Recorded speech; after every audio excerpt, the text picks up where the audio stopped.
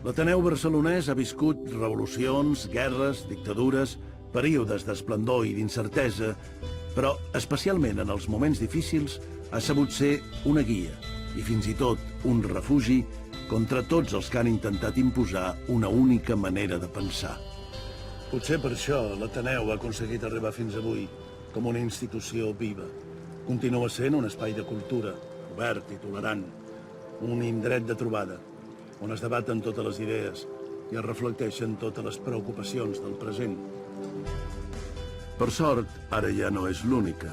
N'hi ha més d'institucions com aquesta, però durant molts anys, a les seves sales, a la seva biblioteca i també en el seu jardí, es van debatre i van créixer una bona part de les idees que ens defineixen com a poble. Ara que es compleixen 150 anys de la seva fundació, farem un viatge en el temps per ser testimonis d'una història apassionant, com l'Ateneu barcelonès va contribuir a construir un país.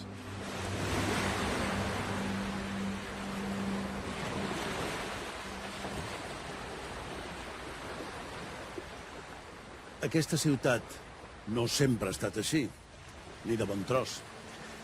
Per entendre què és l'ateneisme, hem de fer un petit salt en el temps.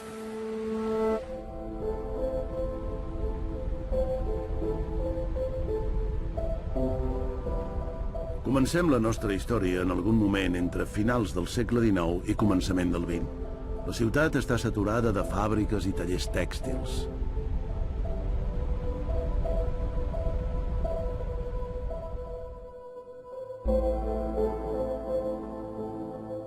Aquesta Barcelona industrial té bàsicament dos tipus de persones, una minoria de propietaris rics i una gran massa que malviu en condicions insuportables, els obrers.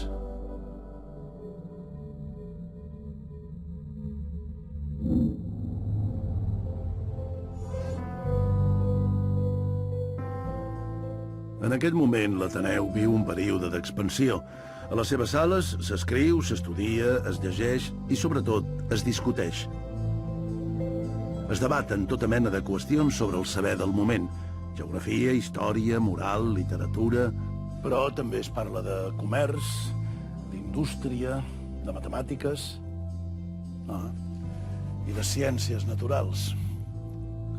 Aquest llibre va produir una de les discussions més acalorades de la història de l'entitat. La polèmica va ser constant i de vegades ben cruenta. Charles Darwin va publicar L'origen de les espècies el 1859. Les idees que conté aquest llibre van revolucionar la ciència, però també la religió i la sociologia. Aquí hi haurà uns debats com a d'altres llocs, perquè a més és una entitat laica. No serà ni a reser del que poden després haver estat els cercles catòlics o els congressos catòlics, o és l'entitat laica que permet que aquí hi hagi un debat i que es presumeix de ser una casa oberta a totes les tendències. Una barreja que li anirà molt bé, perquè serà un fòrum de tolerància, que en el món mediterrani és més estranyot. La burgesia veu que això més o menys va tirant i aleshores es culturitza. Té l'afany de la cultura, de l'ensenyament. És una època que hi ha la fascinació per l'enginyeria, és l'època també dels enginyers, es diu i dels invents. Doncs tota aquesta època, aquí a l'Ateneu, això se'n parla vivament. Apareix de cop l'electricitat, apareix la bicicleta, apareix la màquina d'escriure, apareix tot l'ascensor.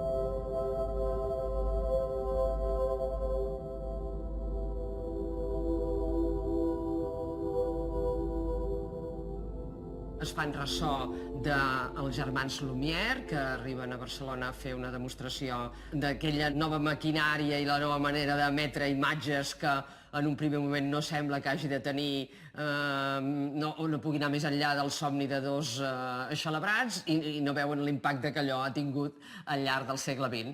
I tenen el prurit de ser la gent que introdueix a Espanya les primeres novetats en els camps punters, perquè l'Ateneu té seccions, de seguida té seccions, i aquestes seccions tenen una especialització clara. Hi ha la jurídica, hi ha la científica, etc. Hi ha la literària, hi ha la filosòfica, hi ha unes seccions, i totes elles competeixen per rebre de l'estranger el més innovadors.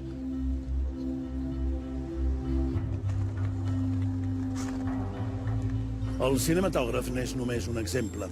Però d'on surt? Com neix una institució amb aquestes ganes de conèixer el món? Segur que molts barcelonins pensen que els Jocs Olímpics del 92 van provocar el canvi més important en la història de la ciutat. Bé, doncs són transformacions relatives si ho comparem amb el que havia succeït un grapat d'anys abans. Així era aquesta mateixa plaça a principis del segle XIX. En aquest temps l'Ateneu encara no existeix i Barcelona és una petita ciutat embotida dins d'una muralla inútil envoltada d'una enorme extensió de camps. En els següents anys, alguna cosa canviarà. El clamor per trencar la cotilla de les muralles és un clamor compartit pel conjunt de la ciutadania, des de les elits i des dels fabricants fins al conjunt dels ciutadans. La densitat era enorme, no? Aleshores va venir la idea de dir, bé, això va... Els temps canvien, ara les muralles ja no serveixen per res, doncs a veure, com les hem d'enderrocar. Sense aquesta cotilla, la ciutat pot obrir-se i eixamplar-se pel barcelonès fins a multiplicar per 8 la seva superfície. És el Pla Cerdà. No era un pla que baixa d'un enginyer genial, sinó que era molt una trajectòria d'una ciutat i uns problemes que d'altres ciutats no tenien. Barcelona està preparada per fer el salt. La xarxa ferroviària ja és una realitat. La universitat ha tornat de Cervera i es consolida. Es posa en funcionament la moderna Borsa de Barcelona i Narcís Monturiol fa la primera immersió al port amb el seu Ictíneo. Però Madrid no pot comprendre la magnitud dels canvis. Justament, a meitats del XIX, la societat civil catalana comença a ser conscient de que l'Estat no juga prou a favor, no? I, per tant, s'ha d'establir unes noves normes de relació, s'ha entrat en un nou món i s'han de donar unes normes noves. Es necessiten normes noves. Però on trobar-les? La resposta no és a Barcelona, perquè aquesta societat té varis models a seguir, però sempre amb un denominador comú. Europa. I molt especialment París.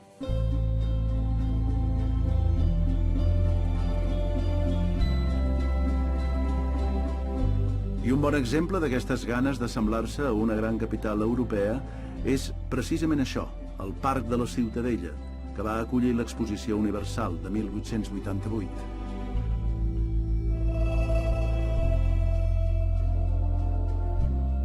I quines són les idees d'aquesta societat parisina? Doncs són moltes, és clar.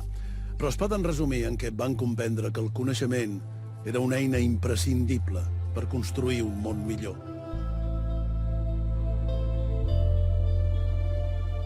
Aquí hi ha un grup de gent interessada en què es facin tertúlies, es facin conferències, es facin cicles de debats on posar en comú aquestes idees i rebre especialment tot allò que es cou lligat a... Podríem dir són els hereus il·lustrats, o són els primers que reben un cert pensament de la il·lustració.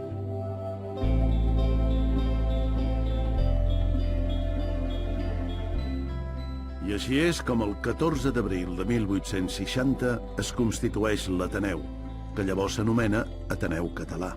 L'Ateneu neix com a conseqüència d'aquesta voluntat de la societat civil catalana de tenir llocs d'encontre, llocs d'afirmació, llocs de reunió, no? I en aquest cas neix per ser el d'un sector fort, benesterós de la societat catalana, no? Que la burgesia sigui emprenedora que hagi d'invertir per després treure un benefici, per una part és bo per la ciutat, per l'altra part això comporta una explotació del proletat, no? Del treballador. Fins on jo sé, és a dir, fins on jo conec la història de l'Ateneu, no hi ha mai una posició estrictament pro-obrerista. Hi ha una major o menor sensibilitat de dir s'ha de conèixer el món obrer. És a dir, no ens podem tancar al món obrer. I, naturalment, són gent de progrés que, per què els podem definir com a progrés? Perquè ells el que volen és organitzar un ordre social distint, liberal, on l'individu sigui el subjecte de ple drets i no sigui només lligat a l'aristòcrata, al rentista, al senyor que encara recorda tics de feudalisme. En els seus estatuts es diu clarament que el objeto de la asociación es propagar los conocimientos científicos, literarios y artísticos para favorecer el desenvolvimiento moral y el fomento de los intereses materiales del país, però amb algunes restriccions. Hi ha dos elements sense els quals el governador civil no aprova els estatuts, que és que a l'entitat no es parla ni de política ni de religió. Consideraven que això havia de quedar al marge d'una colla de persones que es trobaven per parlar de temes que ells consideraven havien de ser bàsicament científics i de cultura general. L'Ateneu es consolidarà ràpidament i en poques dècades arriba a la seva època daurada, la que hem vist abans. Però llavors succeeix un fet inesperat i fonamental per la història del nostre país. En volen una pista? No els ha sobtat que una institució catalana, formada per catalans, escrigui la seva acta fundacional en castellà?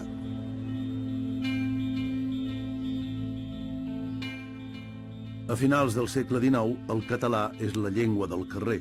La gent l'utilitza per fer les coses més quotidianes, anar al mercat, parlar amb la família o amb els amics, o per divertir-se. Però els intel·lectuals i les elits ho veuen d'una manera diferent. Que és una llengua antiga, que és una llengua medieval, que és una llengua que va acompanyada d'unes tradicions que cal abandonar en benefici de la novetat. Prat de la Riba ho deixa molt clar, això, amb un exemple, amb una anècdota, podríem dir. Quan diu, vaig tenir problemes el dia que jo vaig escriure al meu pare una carta en català. És com si s'hagués ofès una miqueta, perquè hi havia una sèrie de coses que es feien en castellà. Perquè la cultura útil, la homologada, la moderna, la que servia per la política, per la ciència, per les arts, per tot això, diguem-ne, havia de ser la castellana. El poder és Madrid, el poder és l'Estat, està lluny de Catalunya, no?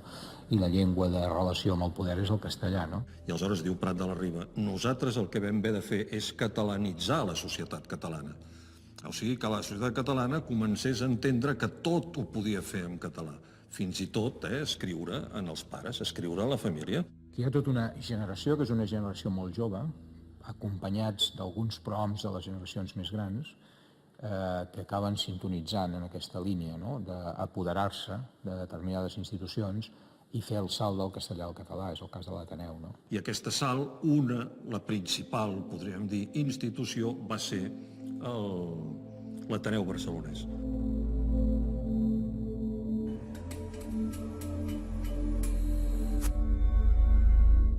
Sovint pensem que la història és una successió de fets encadenats, que cada acció té un efecte determinat. Però, perquè una acció tingui les conseqüències desitjades, cal conèixer l'entorn, triar el moment, determinar la manera i mesurar molt bé la força.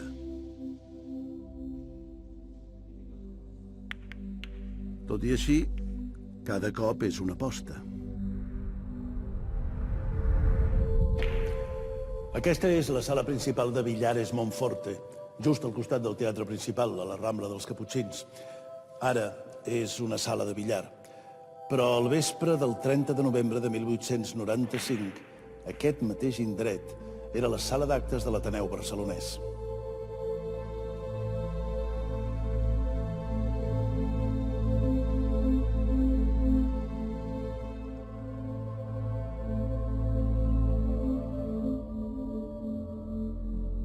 sempre, el president de l'entitat ha de fer el discurs d'obertura del curs acadèmic.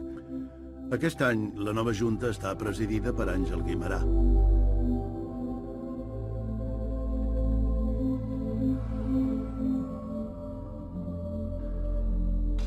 Uns dies abans, la convocatòria, redactada en castellà, com sempre, ha fet un anunci sorprenent. El discurs del president es farà en català. Un centenar de socis han adreçat un escrit a la Junta Directiva expresant la más solemne y formal protesta por la intención del presidente, puesto que la lengua oficial del Ateneo es la castellana, y así lo recogen sus estatutos. I de fet tenien tota la raó, no hi havia precedents.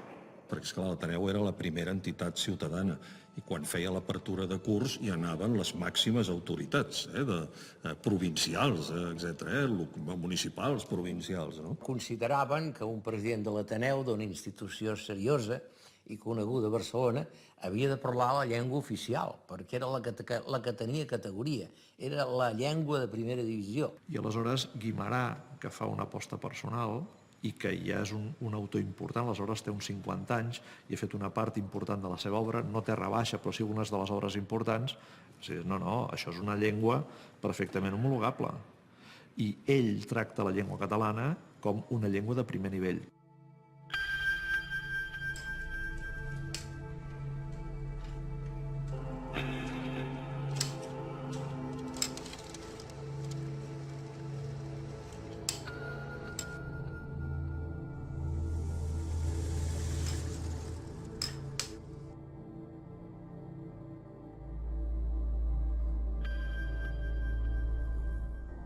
Algunes cadires per enlaire, perquè es tiren algunes cadires, hi ha un aldarull. I molta gent que, evidentment, parlava correntment en català, es dona de baixa o s'aparta durant un temps de l'Ateneu com senyal de protesta.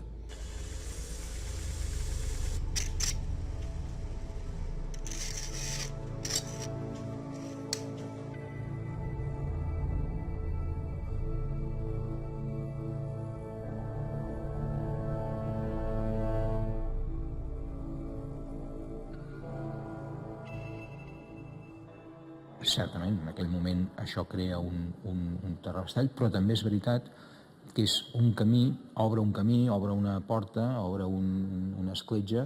I això ajuda, en canvi, a que la seva actitud sigui celebrada per la gent, perquè el català és la llengua d'ús de la majoria de les classes populars.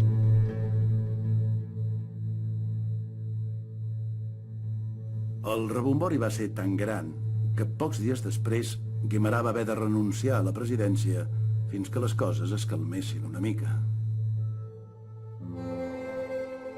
Mentrestant, a nivell espanyol s'està produint sistemàticament una ofensiva des de Madrid contra el català notable. A l'Ateneu de Madrid es fan conferències denunciant aquest intent dels catalans de recuperar su vieja lengua que nada tiene que ver con la cultura moderna. Són uns anys també de consolidació del que en podríem dir el catalanisme. I, de fet, el que és la gran força social i on hi ha el gran pòsit és en els sectors populars. Aquesta pressió social aclaparadora va fer que, en poc temps, la majoria de socis i membres de la Junta que havien marxat tornessin a l'entitat. Guimerà va poder tornar a la presidència.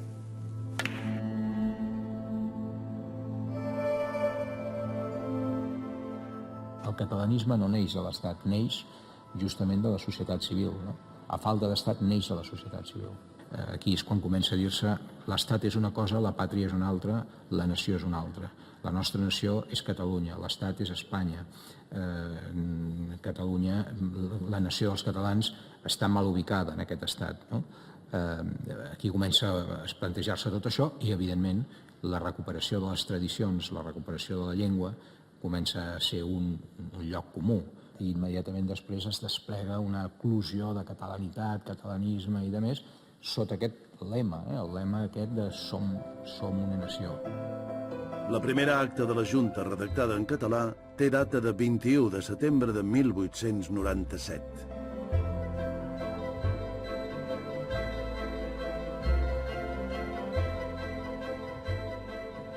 La de l'Ateneu no va ser la primera batalla, però sí una victòria importantíssima del catalanisme polític. El creixement de l'Ateneu sembla imparable.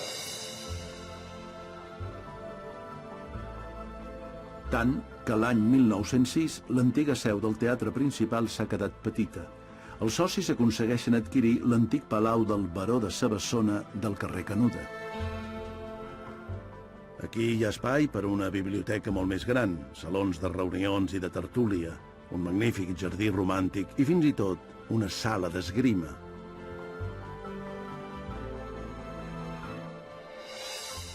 Amb aquesta nova seu, l'Ateneu culmina un període de gran activitat social i cultural.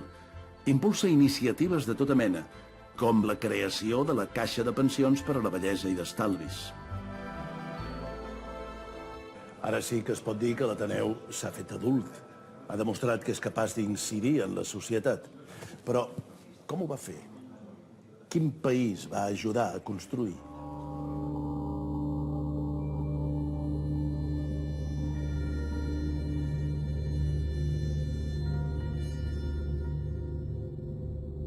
No fa gaire temps, mentre es feia inventari del que hi ha a l'arxiu de l'Ateneu, es va fer una troballa reveladora. Són un centenar de fotografies de la guerra del 14, la Gran Guerra, concretament del bàndol aliat del front del Somme, a Bèlgica. Encara s'investiga qui les va fer i com van arribar a l'arxiu de l'Ateneu, però és molt probable que el 1916 un grup d'ateneistes anés voluntàriament a combatre en aquest front, precisament a les ordres d'aquest home, el mariscal Jofre.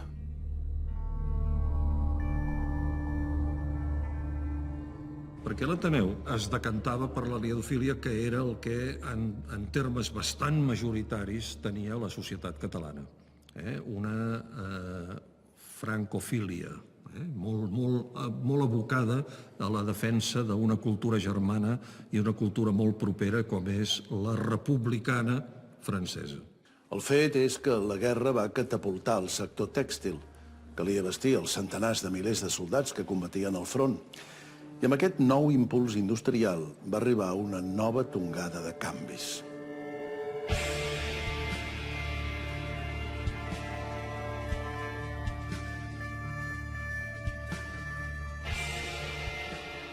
Barcelona es transforma en una gran ciutat. Es torna més política, més diversa, més complexa, però també més inestable i perillosa.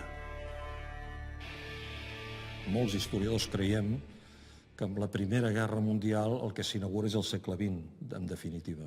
El segle de les masses, el segle de les tensions, el segle de la violència, el segle de les organitzacions polítiques grans, el segle dels sindicats.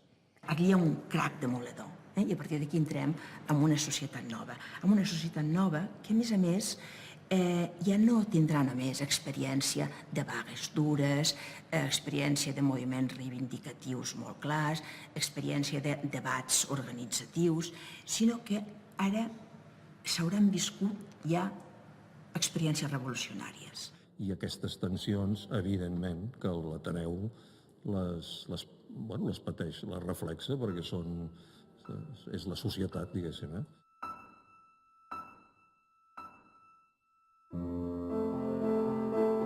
És el temps de les masses, de la política i dels opinadors. L'Ateneu comença a prendre el pols d'allò que succeeix a la societat. I així és com apareix l'anomenada Penya Gran, organitzada al voltant d'un amant de la bonomia i la conversa, un intel·lectual que desplegava la seva simpatia a les sales de l'Ateneu, un doctor anomenat Joaquim Borralleres.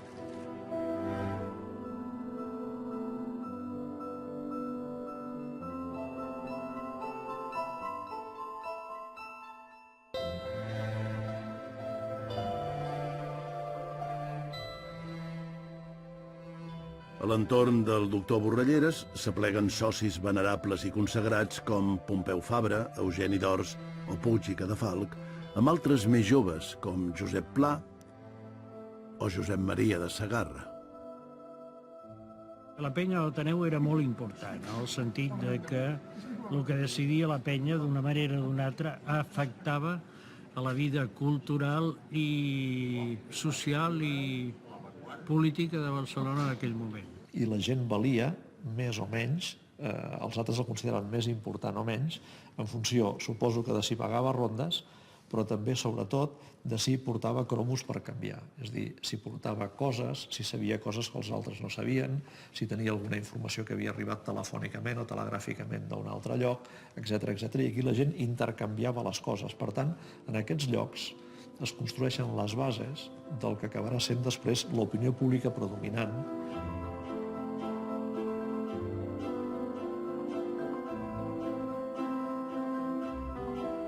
La majoria d'ells formaven part de la Lliga Regionalista, catalanistes i gent d'ordre, però on hi cabia tothom.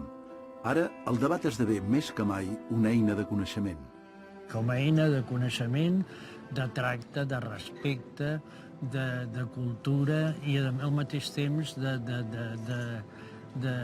ciutadania, som catalans, som de Barcelona, això és l'Ateneu, té un pes, som de diferents colors, però ens respectem i ens estimem i som un país, amb una paraula, era l'Ateneu. Ben aviat, la penya del doctor Borrelleres va estar freqüentada per més d'un centenar de persones. Aquestes tertúlies tenen una funció una mica d'oracle intel·lectual. Són el lloc on la gent que té veleïtats culturals, intel·lectuals, periodístiques i que són creadors d'opinió, es troben, intercanvien informacions, idees, i es van, diguem-ne, construint els models de pensament que després es difondran. D'alguna forma, en aquests espais també s'ajuda a construir la modernitat. Perquè en realitat és una entitat viva que no es casa amb cap ideologia premeditadament, sinó que obeeix el que se'n deia en aquell moment els pàlpits dels temps.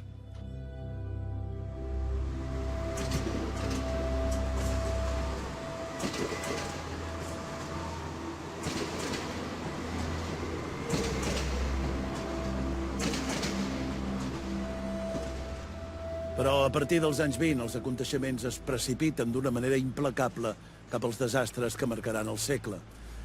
A partir d'ara, l'Ateneu haurà de lluitar per la seva supervivència.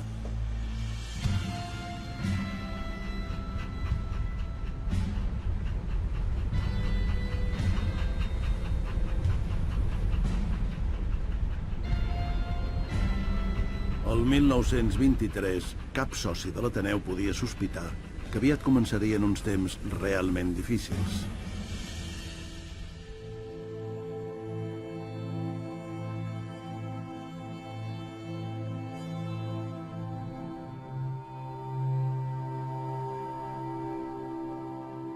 Totes aquestes persones estan acomiadant un home, el general Miguel Primo de Rivera. On va? Doncs va cap a Madrid a fer un cop d'estat. És un encàrrec del rei Alfons XIII. I la majoria de forces polítiques que s'autoanomenen d'ordre o hi estan d'acord o callen. I qui és aquesta gent? Doncs es pot dir que és la plana major del catalanisme, els representants de la burgesia catalana. Catalanista, sí, però sobretot d'ordre. Un d'ells és Puig i Cadafalch, president de la Mancomunitat, soci de l'Ateneu, i que freqüenta sovint la penya Borrelleres. Arriba uns militars que comencen a connectar amb la societat i a dir falta ordre. Aquí el que falta és ordre. Falta claretat política. Aquests burgesos s'hi apunten rapidíssimament. Davant de la disjuntiva entre ordre, justícia social, la seva aposta sempre és per l'ordre, encara que l'ordre comporti violència. I aleshores, en una situació que ells interpreten límit, el suport és a la força i a la violència. Ells volen ordre. Quan Primo de Rivera dona el cop d'estat a la matinada del 13 de setembre, aleshores doncs, tots s'hi sumen rapidíssimament.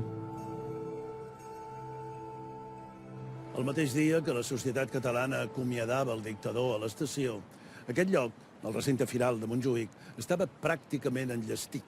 L'havien construït per acollir una gran exposició. La idea era que el noucentisme impulsat fonamentalment per la gent de l'Ateneu, s'expliqués al món amb tota la força. Si us hi fixeu, veureu que està concebut com un gran aparador.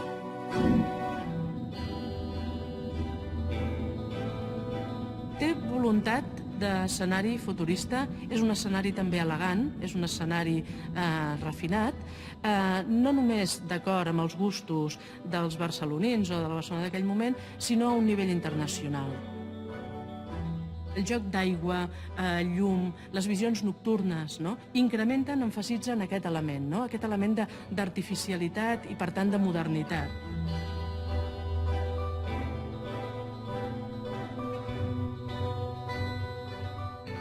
I enmig de tot, les 4 columnes dissenyades pel mateix Puig i Cadafalch que representen la senyera, símbol de la catalanitat que tant ha impulsat la gent de l'Ateneu. Semblava la viva imatge del futur, sí, però només ho semblava. El dia 19, el primer gran decret que fa és un decret, Primo de Rivera, ja a Madrid, ja instal·lat, cap del directori militar, el primer que fa és un manifest a un decret contra el separatisme. Primo de Rivera no va respondre a les expectatives. Només 2 anys després, el 1925, el català l'havien prohibit a l'escola, la Mancomunitat de Catalunya estava dissolta i l'exposició universal s'havia posposat sense data. I l'Ateneu? Doncs a l'Ateneu les coses no anaven pas gaire millor. Poc després del cop d'estat, el rei i el dictador tornaven del seu primer viatge oficial a l'estranger. Havien fet una visita propagandística a la Itàlia de Mussolini. A la seva arribada, els havia de rebre una representació de totes les institucions de la ciutat. El president de l'Ateneu, Pere Rahola, no va voler assistir-hi.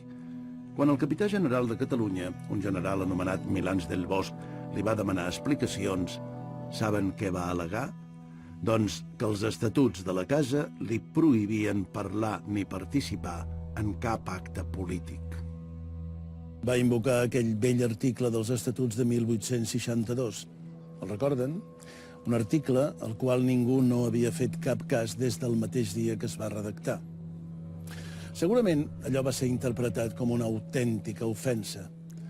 No sabem si està directament relacionat, però el fet és que poc després el dictador va anomenar una comissió gestora encarregada de controlar les decisions de la Junta.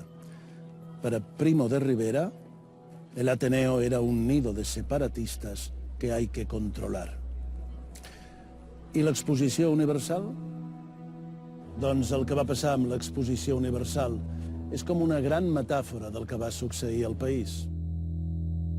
Primo de Rivera i el seu govern el que fa és espanyolitzar, podríem dir les coses. No és Catalunya, no pot ser Catalunya, és Espanya.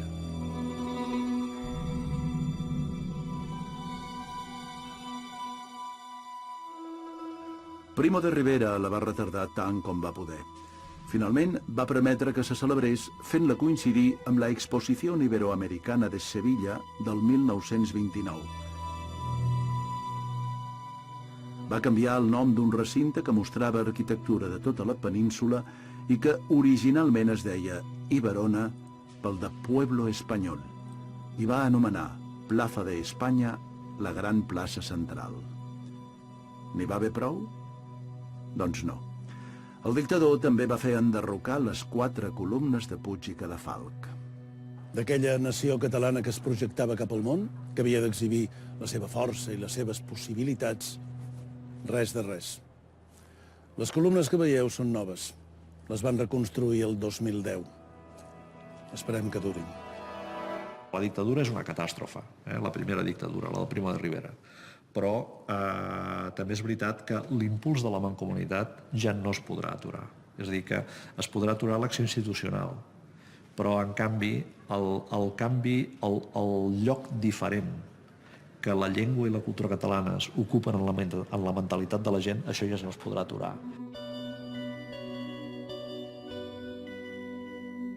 De manera que tenim l'Ateneu ofegant-se, fent-se petit any rere any i perdent tota la influència que havia tingut en el passat. Llavors, tot d'una, la cosa fa un canvi espectacular.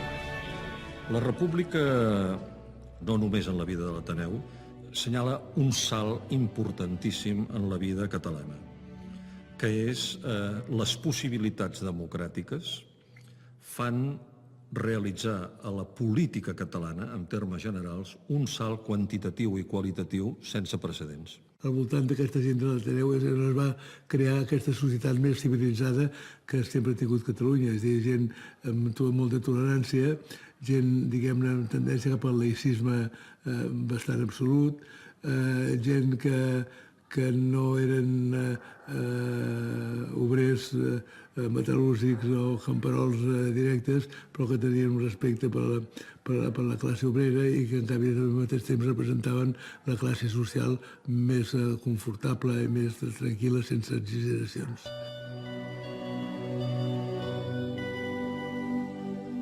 La República pretén convertir Espanya en un estat modern, amb un sistema de partits i una Constitució europea, com la que somiaven la majoria de socis de l'Ateneu.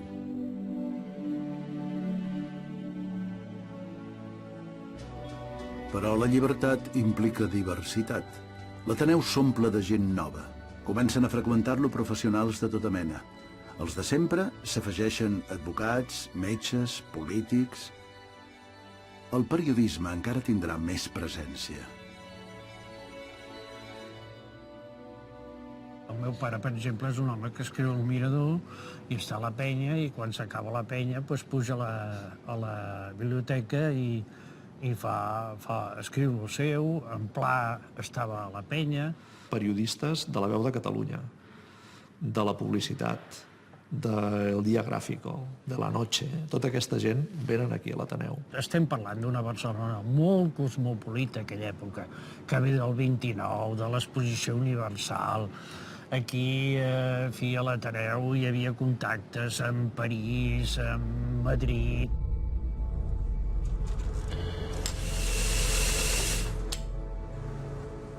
A partir d'ara, la Veu de l'Ateneu es projecta en forma de diaris com l'Opinió o la Publicitat i revistes de caire polític i satíric com el Mirador i, sobretot, el Bé Negre, un setmanari desvergonyit i irreverent. El seu director, Josep Maria Planes, encarna el prototipus de periodista àcid i valent que jugava fort i dirigia els seus dards contra tothom. Escrivien el Bé Negre aquí dalt i a vegades sortien al balcó i hi ha qui feia un riu cap a baix, no? Si passava una velleta i fotien conya. Eren joves, eren bastant animals. Però les dificultats que afronta la República són moltes. Les dretes veuen qualsevol tipus de canvi com una amenaça. El moviment obrer veu la República com un primer pas cap a la revolució i pràcticament tots coincideixen a dir que els estatuts d'autonomia trenquen Espanya. Quan més es bipolaritza la societat, evidentment aquests sectors intermitjos, republicans, etc., són sectors que es van trobar en minoria.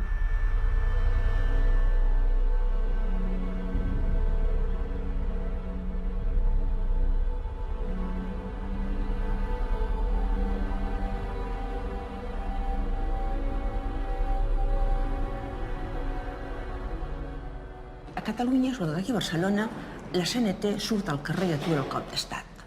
Bé, cert, però paral·lel a una altra. La CNT surt al carrer per començar amb la revolució.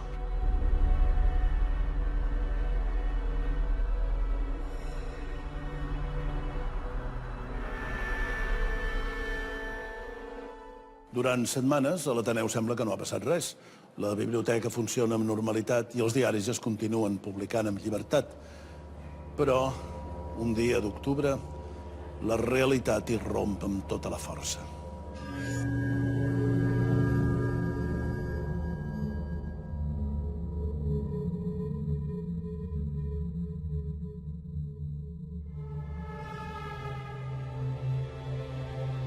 Un grup armat de milicians de la FAI entra a la biblioteca a mitja tarda.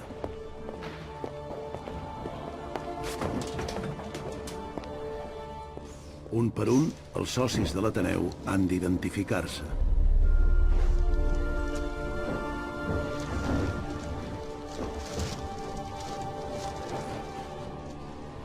Tú, camarada, los papeles. Això és el que va dir un milicià a un avi que s'asseia en aquest mateix pupitre. Alguns presents li van explicar que aquell home era una persona molt important, un mestre molt conegut per tothom. ¿Qué leche de maestro? Los papeles! Què passa amb l'Ateneu? Òbviament l'Ateneu és, de la mateixa manera que l'any 93 del segle XIX, el Liceu era el símbol d'aquella burgesia a la que se li podien atribuir tots els elements negatius des del punt de vista anarquista. L'Ateneu és una cosa similar. L'Ateneu és un cau de burgesos. Pompeu Fabra va haver de passar unes hores a secretaria abans de poder demostrar que no era capellà. Ara, les joventuts llibertàries controlaven una biblioteca plena d'obres que consideraven perilloses.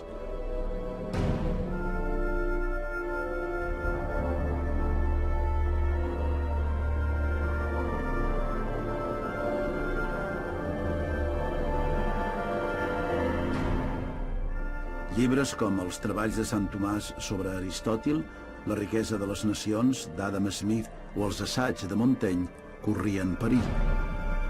S'havia d'actuar immediatament. Aquí què hi ha? Hi ha la reacció del conseller de Cultura, que té una reacció ràpida, que després li costarà haver de marxar corrents cap a l'exili, però el primer que fa és de dir, l'encauto jo com a Generalitat abans que me l'encautin els altres.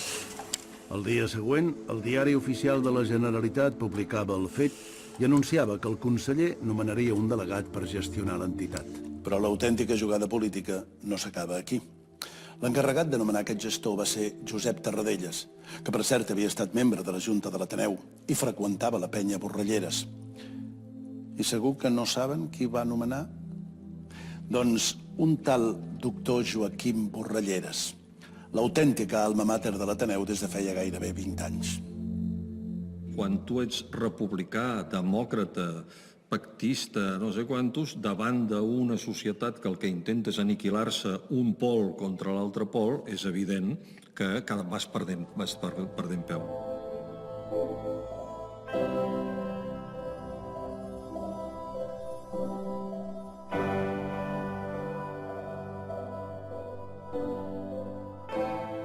Malgrat tot, la guerra fa que l'Ateneu perdi força dia a dia. Una part dels seus socis són mobilitzats, altres fugen, i alguns dels que es queden ho paguen ben car.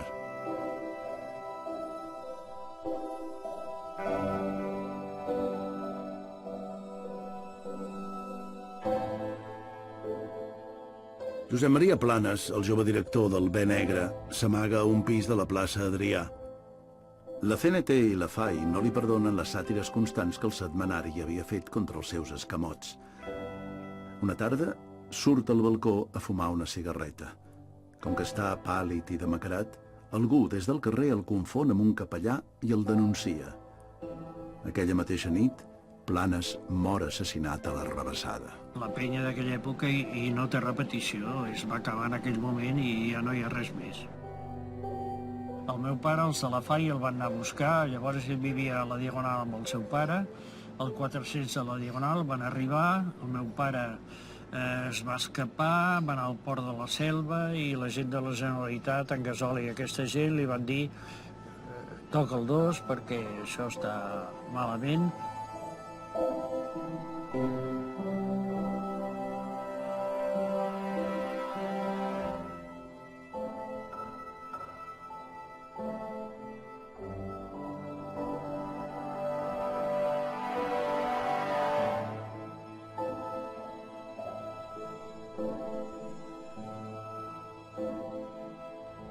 Milers de persones hauran d'emprendre el camí de l'exili. Cap persona que hagi format part d'una institució que va fer oposició al dictador Primo de Rivera.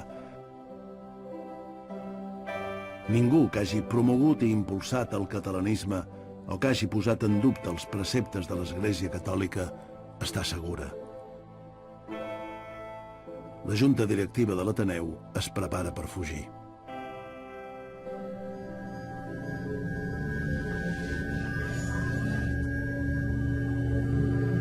L'endemà mateix de l'entrada dels franquistes a Barcelona, un escamot falangista irromp de nou a l'Ateneu. Les sales on es discutia, el jardí on es reunia la penya, la biblioteca on s'estudiava, ara són deserts.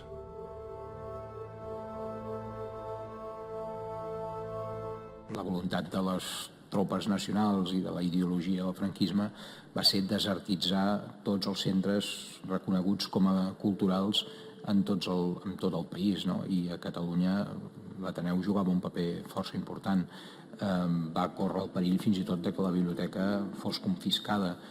El futur de la institució és incert. En els propers dies es clausuraran organitzacions i institucions de tota mena.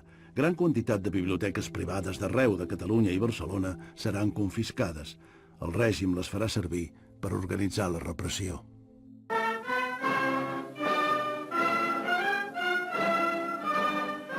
Por las calles de la capital catalana, ya alegres y normales, desfilan cerca de 100.000 hombres en impresionante formación.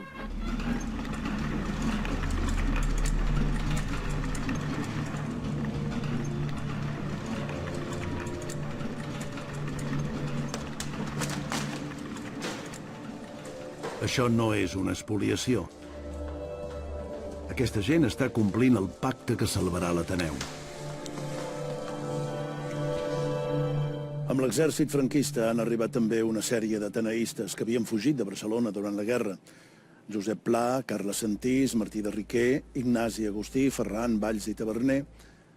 Ara seran ells els encarregats de salvar l'Ateneu. Però el preu que s'haurà de pagar és alt. Perquè continuï obert i actiu, s'ha de purgar la biblioteca.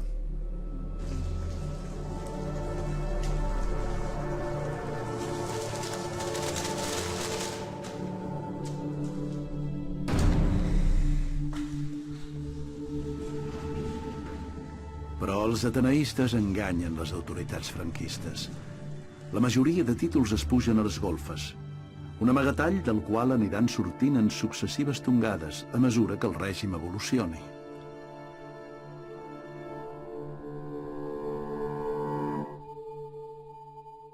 Durant els següents 40 anys, l'Ateneu travessa un dels períodes més foscos de la seva història. Passar d'una etapa, com va ser la Segona República, de llibertat, de democràcia i de tolerància, a una etapa en la que la dictadura s'imposa amb els seus criteris, el català desapareix totalment. Quan el meu pare torna a Barcelona, la vida es fa pràcticament al pis, la gent es troba en els pisos. L'Ateneu per mi desapareix totalment i el meu pare no me'n parla. I després hi havia un ambient molt limitat. Tots els actes de l'Ateneu havien de ser autoritzats per l'autoritat. Això vol dir que qualsevol persona que s'aixecava a parlar havia de demanar permís abans al governador civil. Caldrà esperar que la mà de ferro de la dictadura envelleixi perquè el pensament independent i l'esperit crític surtin una altra vegada a la llum. Inclús en el tercer pis, en un moment determinat, vaig descobrir que hi havia una sèrie d'exemplars de la Nouvelle Revue Française que estaven bruts, fets un desastre, alguns menjats per les rates i lligats amb un cordill, i tot això estava amagat. La dècada dels 70, quan el general Franco agonitzava, el compartiment secret de la Caixa per fi va poder tornar a obrir-se. Josep Andreu i Abelló, el president que va amagar la llista, va tornar a Barcelona després d'un llarg exili i també va tornar a presidir l'entitat. En els darrers anys, l'Ateneu ha recuperat el protagonisme perdut. Actualment té més de 4.000 socis.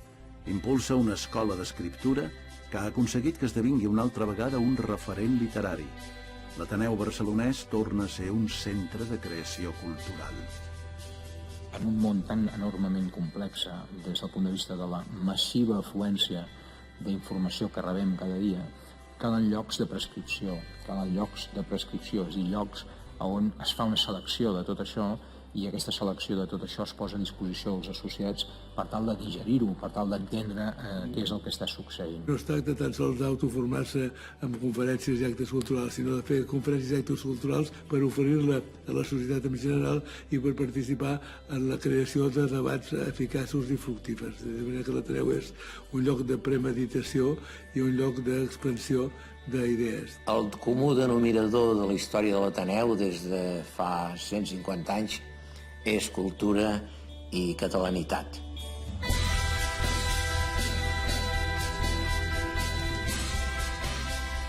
«150 anys després de la seva fundació, després de superar guerres, revolucions i dictadures, l'Ateneu barcelonès continua fidel a l'ideari dels seus fundadors. No sabem quants reptes haurà d'afrontar en aquest incert segle XXI que tot just comença, però la seva història ens demostra que cap societat pot avançar sense fomentar el diàleg, la discussió i el pensament crític. Sense tenir en compte que el coneixement és l'eina de progrés més poderosa. Tant de bo, mai més, cap d'aquests valors s'hagi de tornar a tancar en una caixa com aquesta.